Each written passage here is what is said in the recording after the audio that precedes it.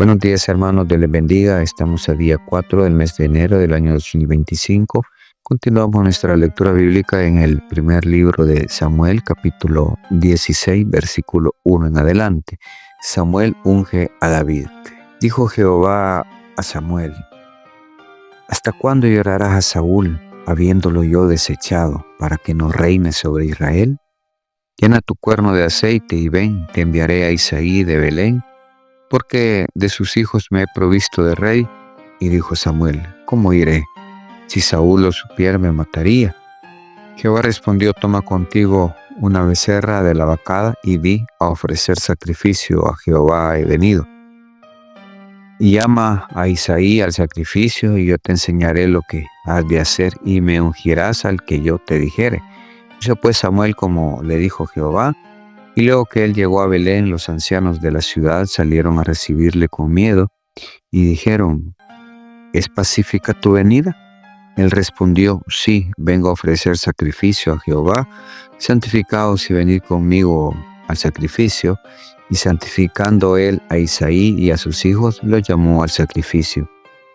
Y aconteció que cuando ellos vinieron, él vio a Eliab y dijo: de cierto, delante de Jehová estás ungido. Y Jehová respondió a Samuel: no mires a su parecer ni a lo grande de su estatura, porque yo lo desecho. Porque Jehová no mira lo que mira el hombre, pues el hombre mira lo que está delante de sus ojos, pero Jehová mira el corazón. Entonces llamó Isaí a Abinadab y lo hizo pasar delante de Samuel, el cual dijo: tampoco a este escogido Jehová. Hizo luego pasar Isaí a Sama, y él dijo: tampoco a este ha elegido Jehová. E hizo pasar Isaí 7 hijos suyos delante de Samuel. Pero Samuel dijo a Isaí: Jehová no ha elegido a estos. Entonces dijo Samuel a Isaí: ¿son estos todos tus hijos? Y él respondió: queda aún el menor que apacienta las ovejas. Y dijo Samuel a Isaí: envía por él, porque no nos sentaremos a la mesa hasta que él venga aquí. Envió pues por él y lo hizo entrar, y era rubio, hermoso de ojos y de buen parecer. Entonces Jehová dijo: levántate y úngelo, porque este es. Y Samuel tomó el cuerno del aceite y lo ungió en medio de sus hermanos. Y desde aquel día en adelante el espíritu de Jehová vino sobre David. Se levantó luego Samuel y se volvió a Ramá. David toca para Saúl. El espíritu de Jehová se apartó de Saúl, y le atormentaba un espíritu malo de parte de Jehová. Y los criados de Saúl le dijeron: he aquí ahora un espíritu malo de parte de Dios te atormenta. Diga pues nuestro Señor a tus siervos que están delante de ti, que busquen a alguno que sepa tocar el arpa, para que cuando esté sobre ti el espíritu malo de parte de Dios, él toque con su mano y tengas alivio. Y Saúl respondió a los criados: buscadme pues ahora alguno que toque bien y traédmelo. Entonces uno de los criados respondió diciendo: he aquí yo he visto un hijo de Isaí de Belén, que sabe tocar y es valiente y vigoroso, y hombre de guerra, prudente en sus palabras y hermoso, y Jehová está con él. Y Saúl envió mensajeros a Isaí diciendo: envíame a David tu hijo, el que está con las ovejas. Y tomó Isaí un asno cargado de pan, una vasija de vino y un cabrito, y lo envió a Saúl por medio de David su hijo. Y viniendo David a Saúl, estuvo delante de él, y él le amó mucho, y le hizo su paje de armas. Y Saúl envió a decir a Isaí: yo te ruego que esté David conmigo, pues ha hallado gracia en mis ojos. Y cuando el espíritu malo de parte de Dios venía sobre Saúl, David tomaba el arpa y tocaba con su mano. Y Saúl tenía alivio y estaba mejor, y el espíritu malo se apartaba de él. Hermanos, vemos acá como Samuel unge al segundo rey de Israel, que es David. Ya que recordemos, en el capítulo anterior leímos que fue desechado Saúl por la desobediencia, por no obedecer las órdenes de Dios. Y David es ungido como futuro rey de Israel. Samuel lo unge, llega a la casa de Isaí y pasan 7 hijos, dice la palabra, y lo cual Dios no ha escogido ninguno de ellos. Dice Dios que no ve el parecer del hombre, sino lo que está en el corazón. Y eso es lo que muchas veces nosotros hacemos, juzgamos de vista, sin saber lo que en el corazón de cada persona hay. Es bueno aprender a no juzgar, a no tener esa forma de pensar de los demás con solo ver a alguien.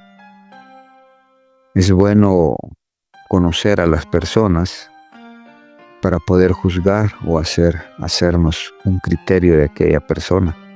Dios desecha a todos los hijos de Isaí, que han elegido ya a David por su nobleza, por su buen corazón. Son cosas que Dios elige para escoger a David para ungirlo como rey.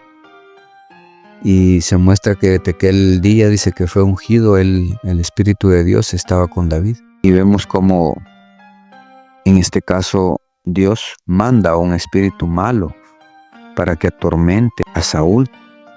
Solamente David tocando el arpa lo puede calmar. Es porque Dios estaba con David y ahí va Dios formándolo, educándolo para ser el futuro rey. Que conociera cuál era el trabajo en sí de un rey, cuál era la función de un rey, que David fuera conociendo al estar con Saúl.